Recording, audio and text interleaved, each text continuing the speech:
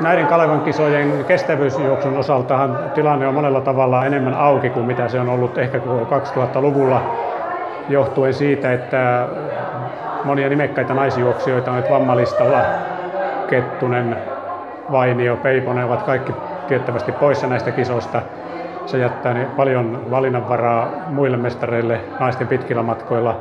Estejuoksussa Sandra Eriksson on luonnollisesti ykkössuosikki, Camilla Richardson hopeasuosikki. Itse näen kaikkein mielenkiintoisimpana näissä kisoissa ehkä miesten 800 metriä Ville Lampisen ja Jaakko Laakson kaksinkamppailu. Jaakko Laakso on aina jännittävä juoksija, hänen esiintymisiään on kiinnostava katsella, mennäänkö kovaa vai hiljaa ja niin edelleen. Ja yllätysnimi on Naantalin nuori Markus Teijula, joka on kova kirimies ja tykkää myös kovasta vauhdista, että saa nähdä miten tämä 800 kulkee. 1500 metriä, suuria yllätyksiä tullut Kalevan kisoissa vuosien varrella. Tällä hetkellä vaikea sanoa siitä mitään erityistä. Ehkä Panu Jantunen on siinä vahva nimi tällä hetkellä.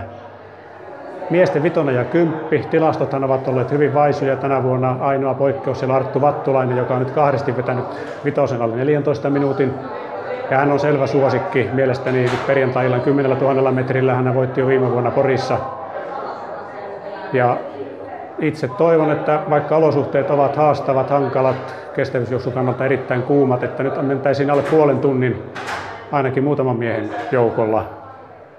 Ja sitten 5000 metriä, siinä on kyse sitten palautumisesta, koska paljolti samat miehet ovat lähtöviivalla.